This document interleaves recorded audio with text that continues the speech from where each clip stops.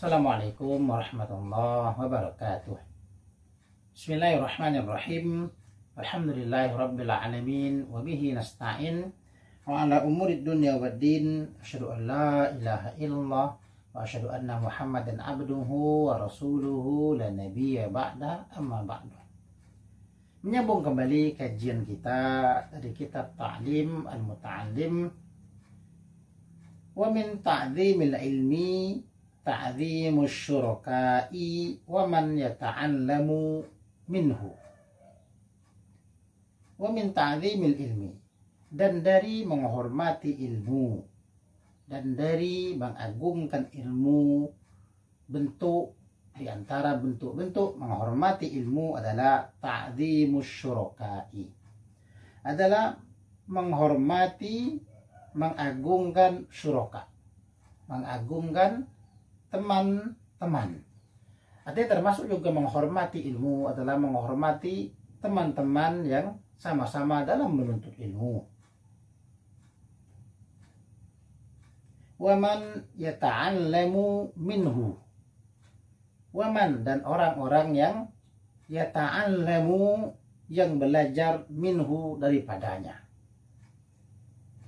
Artinya termasuk menghormati ilmu adalah menghormati orang-orang yang juga turut belajar dari guru tersebut. Artinya ketika kita memiliki satu guru atau memiliki beberapa guru, maka teman-teman yang sesama, yang bersama dengan kita belajar, itu adalah termasuk juga orang-orang yang wajib kita hormati. Kalau dulu kita menghormati guru, menghormati kitab, dan sekarang kita membahas bagaimana menghormati ilmu, yaitu dengan cara menghormati orang-orang yang bersama kita dalam belajar. Wattamalluku madmumun illa fi talabil ilmi. Wattamalluku madmumun, dan tamalluk, berkasih sayang, itu madmumun, tercela, illa fi talabil ilmi, kecuali dalam hal menuntut ilmu. Artinya mendekati sesuatu, memiliki kecenderungan untuk mendekati seseorang itu terlarang, kecuali dalam hal menuntut ilmu. Fa'innahu yanbaghi an yatamallaqa li ustadihi wa syurakaihi liyastafida minhum. Fa'innahu, maka sesungguhnya mendekati seseorang itu, kenapa? Seorang penuntut ilmu itu apa? Kenapa dia perlu bertamalluk? Yanbaghi an yatamallaqa, yang sebaiknya bahwa dia yatamallaqa, bahwasanya dia memiliki kecenderungan mendekati seseorang. Siapa? Li ustadihi, dia memiliki kecenderungan bagi gurunya, wa syurakaihi, dan memiliki kecenderungan bagi teman-temannya, liyastafida minhum, agar supaya dia mengambil faidah dari mereka. Ketika dia sering mendekati gurunya, tentu dia akan banyak mendapatkan ilmu dari guru tersebut. Ketika dia mendekati teman-teman sesama belajarnya, ketika dia akrab, maka tentu dia akan banyak mengambil faidah dari mereka. Inilah disebut bahwasanya penuntut ilmu itu harus sering yatamallak, harus sering memiliki kecenderungan, harus sering memiliki kedekatan. Lalu kemudian kita lanjutkan kembali tentang pentingnya banyak mendengar. Wa yanbaghi li talibil ilmi an yastami'al ilma wal hikmata bit ta'zimi wal hurmati. Wa in sami'a mas'alatan wahidatan aw hikmatan wahidatan alfa marratin. Wa yanbaghi, dan semestinya dan sepatutnya, li talibil ilmi, bagi penuntut ilmu itu, an yastami'al ilma, bahwasanya mendengar oleh dia, penuntut ilmu itu mendengar satu ilmu, wal hikmata, dan satu hikmah, bit ta'zimi, dengan pengagungan, wal hurmati, dan penghormatan. Wa in sami'a, dan sekalipun sami'a telah mendengar oleh dia satu masalah, mas'alatan wahidatan, satu masalah, au hikmatan wahidatan, atau satu hikmah, alfa marratin, walaupun dia sudah mendengar itu alfa marratin, 1000 kali.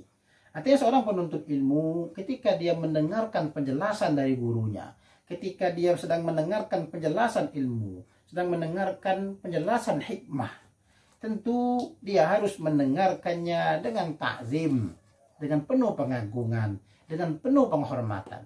Karena dulu seorang penuntut ilmu harus menghormati gurunya, harus menghormati kitab-kitabnya sebagai bentuk penghormatan dia kepada ilmu. Sekarang ketika diberi penjelasan tentang suatu ilmu, tentang suatu masalah, atau sedang diberikan suatu hikmah, maka dia mesti mendengarnya dengan penghormatan, dengan penuh pengagungan. Karena pada saat itu dia sedang mendengarkan ilmu. Wa in sami'a mas'alatan wahidatan aw hikmatan wahidatan alfa marratin. Walaupun ilmu tersebut, walaupun masalah itu, walaupun hikmah itu sudah dia dengar 1000 kali. Artinya walaupun sudah mendengar sekali, waktu pendengaran pertama kita harus punya penghormatan. Mendengar kali yang kedua juga begitu. Bahkan sampai 1000 kali pun kita mendengar itu dan itu terus, tetap harus penuh dengan penghormatan. Wakila, dan dikatakan, man lam yakun ta'zimuhu ba'da alfi marratin ka ta'zimihi fi awwali marratin falaysa bi ahli ilmi. Wa man lam yakun, barang siapa lam yakun tidak ada ta'zimuhu penghormatannya ba'da alfi marratin setelah 1000 kali ka ta'zimihi seperti penghormatannya fi awwali marratin pada awal pertama, pada kali pertama, falaisa bi ahlil ilmi, maka dia tidak termasuk ahli ilmu.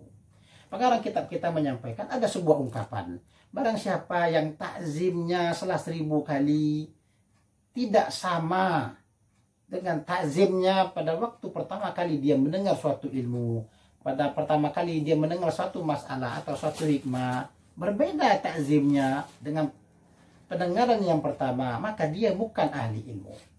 Artinya seorang penuntut ilmu, dia harus tetap semangat, dia harus tetap bersungguh-sungguh, dia harus tetap menghormati ilmu, tetap dengan penuh pengagungan mendengarkan suatu penjelasan.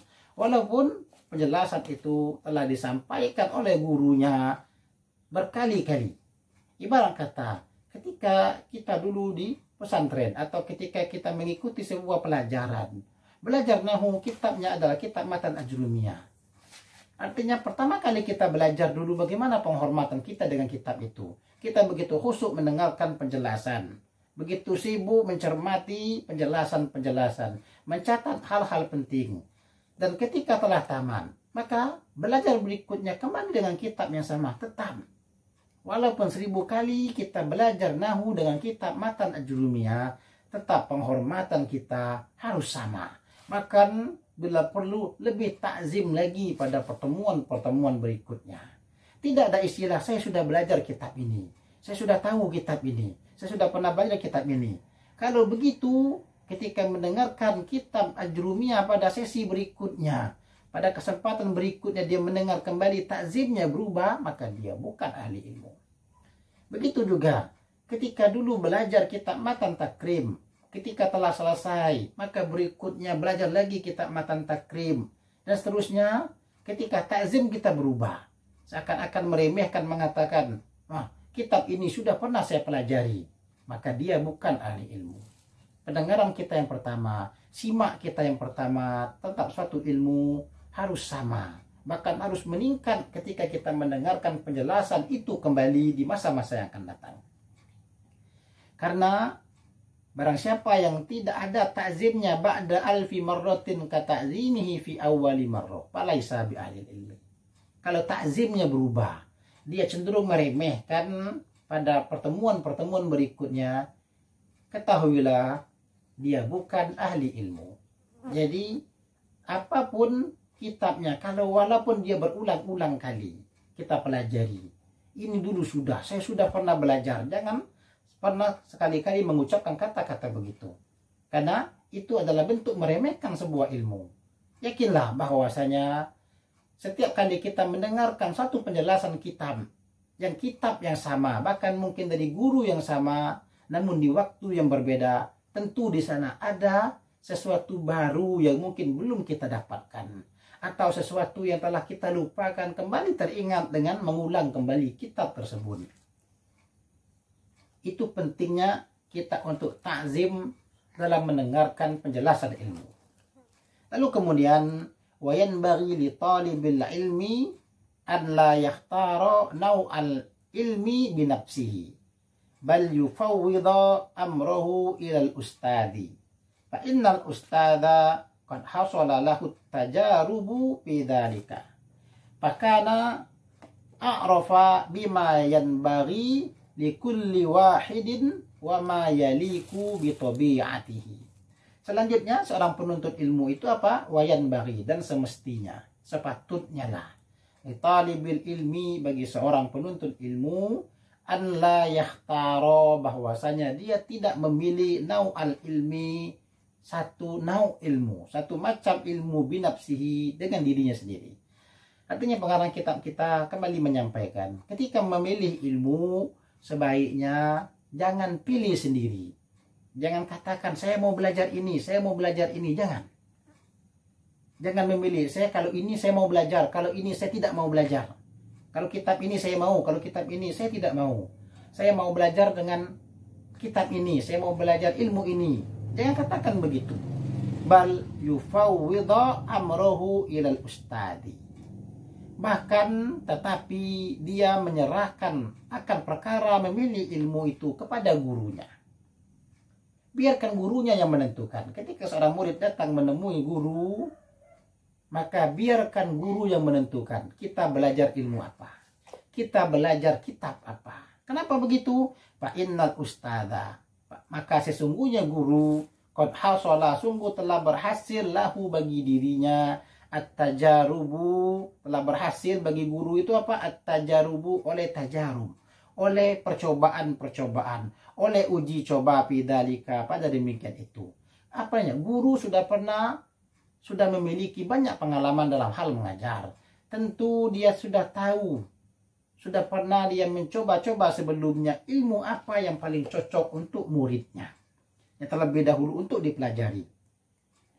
Pakana a'rofa bima, maka adalah guru itu paling mengetahui bima yanbaghi, bagi apa-apa yang sepatutnya, likulli wahidin, bagi setiap orang, wa ma yaliku, dan apa-apa yang layak, bi tabi'atihi, dengan tabiatnya. Artinya guru lebih tahu tentang apa yang paling cocok bagi seorang murid dan apa yang paling layak. Guru sudah mengetahui karena pengalamannya sudah sangat banyak. Sudah banyak murid yang dia ajarkan. Dia sudah banyak mengetahui beragam tabiat setiap murid-murid yang telah dia ajarkan. Tentu ketika datang seorang murid menemuinya, biarkan guru yang menentukan kitab apa. Karena sang guru sudah tahu tabiatnya. Karena guru sudah tahu ilmu apa yang paling cocok dalam keadaan itu bagi murid yang itu. Dan kitab apa yang paling cocok. Jadi ketika kita belajar dengan seorang guru, biarkan guru yang menentukan pelajaran apa, kitabnya apa. Seorang murid mestinya menyerahkan itu semua kepada mereka. Biarkan para guru yang menentukan itu. Sehingga para murid tidak memandai-mandaikan diri dalam memilih kitab. Dan begitu juga tidak memandai-mandaikan dalam hal memilih ilmu. Karena sang murid tidak memiliki pengalaman. Sedangkan guru pengalamannya telah banyak. Telah banyak murid yang telah dia ajarkan. Telah banyak kitab yang dia baca. Telah banyak kitab yang telah dia ajarkan. Tentu dia paling tahu kitab mana yang paling cocok bagi orang yang baru belajar. Kitab mana yang paling cocok bagi orang yang sudah pernah belajar. Dan seterusnya. Wa kana Syekhul Imam Al-Ajallu Al-Ustadu Burhanul Haq Wad-Din rahimahullahu ta'ala yaqulu. Kana talabatul ilmi fi zamanil awwali yufawwiduna amrahum fit ta'allumi ila asatidihim wa kanu yasiluna ila maqsudihim wa muradihim wal ana yakhtaruna bi anfusihim fala yahsulu maqsudahum minal ilmi wal fiqhi. Syekh al-Imam al-Ajal al-Ustad Burhanul Haq Wad-Din rahimahullahu ta'ala mengatakan, karena talabatul ilmi adalah para penuntut ilmu di zamanil awwali, pada zaman awal. Para penuntut ilmu pada zaman dahulu yufawwiduna amrohum, menyerahkan mereka itu akan perkara mereka fit ta'allumi, dalam hal belajar, ila asatidihim, kepada para guru mereka. Syekh Burhanuddin mengatakan, dulu para penuntut ilmu semua masalah pelajaran mereka serahkan kepada gurunya. Tidak mereka yang mengatur guru, gurulah yang mengatur mereka. Kapan mereka belajar, kitab apa, ilmu apa, di mana semua guru yang mengurus itu semua. Guru yang menentukan. Wa kanu yasiluna ila maksudihim wa muradihim. Dan adalah mereka mendapati oleh mereka kepada maksud mereka dan tujuan mereka. Ketika mereka serahkan semuanya kepada para guru, mereka berhasil. Karena itu tadi, guru telah memiliki banyak pengalaman. Guru telah banyak memiliki percobaan-percobaan dalam hal mengajar. Sehingga guru tahu mana yang paling cocok. Wal'an, dan sekarang, yakhtaruna bi anfusihim, para murid, para penuntut ilmu di masa sekarang, kata beliau, memilih mereka itu dengan diri mereka sendiri. Artinya murid sekarang berbeda. Para murid di masa sekarang memilih pelajaran semau mereka sendiri. Maka fala yahsulu maksudahum minal ilmi wal fiqhi. Maka tidaklah berhasil mereka itu akan maksud mereka daripada ilmu dan fikih. Artinya mereka gagal. Karena mereka merasa telah pandai. Mereka menentukan, mereka yang mengatur guru. Sehingga apa terjadi? Mereka tidak berhasil. Karena mereka belum memiliki pengalaman. Mereka mau belajar ilmu ini, namun ternyata mereka mau belajar kitab ini, namun ternyata gagal. Kenapa? Mereka memilih kitab yang kurang cocok. Murid yang baru belajar fikih, tentu sang guru akan mengarahkan kepada kitab-kitab matan. Mungkin guru mengarahkan terlebih dahulu kepada kitab matan Sapina, kemudian berlanjut kepada kitab matan Takrim, kemudian berlanjut kepada kitab Syarah Fathul Qorib, baru kemudian terus meningkat. Namun murid kadang-kadang ada yang merasa dirinya sudah pandai. Ketika diajarkan kitab matan Takrib, mereka mengatakan, ini saya sudah pernah belajar. Hanya kitab ini. Kitab ini terlalu mudah. Jangan begitu, ikuti saja.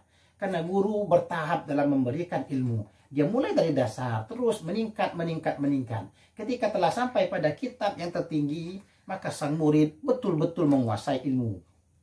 Itulah kenapa para ulama zaman dulu begitu sukses dalam belajar. Karena semua urusan belajar mereka serahkan kepada guru. Guru yang menentukan ilmu apa, kitab apa. Wa kana yuhka anna Muhammad bin Ismail al-Bukhari rahimahullahu ta'ala kana bada'a bi kitabatis sholati ala Muhammad bin al-Hasan rahimahullah. Faqala lahu Muhammad bin al-Hasan, idhab wa ta'allam ilmal hadithi lima ra'a anna dhalikal ilma al-yaku bitabaihi wa talaba ilmal hadithi fasara fihi muqaddaman ala jami'i a'immatil hadithi. Ada sebuah cerita, wakana yuhka, dan adalah dihikayatkan, ada sebuah cerita anna Muhammad bin Ismail, bahwasanya Muhammad bin Ismail al-Bukhari rahimahullah ta'ala. Muhammad bin Ismail al-Bukhari ini adalah penyusun kitab Sahih Bukhari, seorang ulama yang sangat terkenal dalam bidang hadis. Ceritanya begini, kana bada'a bi kitabatis sholati ala Muhammad bin al-Hasan rahimahullah. Adalah dia al-Bukhari memulai pelajarannya bi kitabatis sholat, dengan kitab sholat. Artinya beliau mulai belajar menyibukkan diri dengan belajar sholat. Ala Muhammad bin al-Hasan rahimahullah, atas Muhammad bin al-Hasan rahimahullah. Artinya di masa awal Bukhari menyibukkan dirinya dengan belajar tentang sholat kepada Muhammad bin al-Hasan. Faqala lahu Muhammad bin al-Hasan, maka berkatalah oleh Syekh Muhammad bin al-Hasan, idhab, pergilah engkau wahai Bukhari, wa ta'allam, dan belajarlah engkau ilmu hadis, akan ilmu hadis. Wahai Bukhari, pergilah engkau, tinggalkan saya, belajarlah engkau ilmu hadis. Kenapa beliau mengatakan begitu? Lima ro'a anna dhalikal ilma al-yaku bitabaihi. Karena Muhammad bin al-Hasan melihat pada al-Imam Bukhari bahwa demikian itu ilmu lebih layak dengan tabiatnya. Ternyata Muhammad bin al-Hasan melihat Muhammad bin Ismail al-Bukhari, ya. Muhammad bin al-Hasan melihat al-Bukhari ada kecenderungan tabiatnya cocok dengan hadis. Ini guru memperhatikan muridnya. Bukhari ini lebih cocok mendalami hadis. Maka sang gurunya mengatakan, wahai Bukhari, pergi engkau dan belajarlah dengan guru lain ilmu hadis. Pergi dan tuntut ilmu yang lain. Ilmu apa? Ilmu hadis. Kenapa? Beliau melihat ini ilmu paling cocok dengan tabiatnya Bukhari. Fatalaba ilmal hadis. Lalu Bukhari pun menuntut ilmu hadis. Apa terjadi? Fasara fihi muqaddaman. Maka menjadilah Bukhari pada itu ilmu muqaddam. Orang yang utama. Ala jami'i a'immatil hadisi. Atas semua imam-imam hadis. Apa yang terjadi? Ternyata Bukhari mengungguli para imam-imam yang lain dalam masalah hadis. Kita mengenal bahwasanya, kita mengetahui bahwasanya kitabnya Al-Imam Bukhari, wabil khusus kitab sahih beliau, dikatakan sebagai kitab tersohi di muka bumi setelah Al-Quran. Karena ternyata gurunya melihat Bukhari paling cocok dengan ilmu ini. Itu pentingnya kita menyerahkan urusan pemilihan ilmu kepada guru. Artinya murid sebaiknya tidak memandai-mandaikan dirinya sendiri dalam hal memilih ilmu. Kemudian wayan bagi li talibil ilmi an la yajlisa qariban minal ustadi indas sabaki bi ghairi daruratin bal yanbaghi an yakuna bainahu wa bainal ustadi qadar al-qausi fa innahu aqrabu ila ta'dim. Wa yanbaghi, dan semestinya pula li talibil ilmi, bagi penuntut ilmu itu apa? An la yajlisa, bahwasanya dia tidak duduk qoriban, dekat, minat ustadi, dari gurunya, indas sabaki, ketika belajar, bi ghairi daruratin, dengan ketiadaan darurat. Artinya ketika kita duduk belajar, usahakan bahwasanya kita duduk jangan terlalu dekat dengan guru kita. Ketika belajar jangan terlalu dekat. Bal yanbaghi an yakuna bainahu wa bainal ustadi qadaral qausi. Bahkan semestinya bahwasanya adalah di antara murid dengan antara gurunya itu apa? Qadaral qausi, sekedar kaus, busur panah. Buat jarak sekitar busur panah, yang jarak itu memisahkan antara guru dengan murid. Jangan terlalu dekat. Fa'innahu aqrabu ila ta'dimi, maka sesungguhnya itu lebih dekat kepada menghormati guru. Artinya ketika belajar jangan terlalu dekat. Buatlah jarak paling tidak sekedar sepanjang satu busur panah. Itu tentu lebih baik. Baiklah, kita cukupkan dulu kajian kita sampai di sini. Insya Allah pada kesempatan berikutnya kita menyambung kembali tentang masalah akhlak yang buruk atau akhlak yang tercela. Allah subhanahu wa ta'ala a'lam. Subhanakallahumma wa bihamdika asyhadu an la ilaha illa anta astaghfiruka wa atubu ilaik. Wassalamualaikum warahmatullahi wabarakatuh.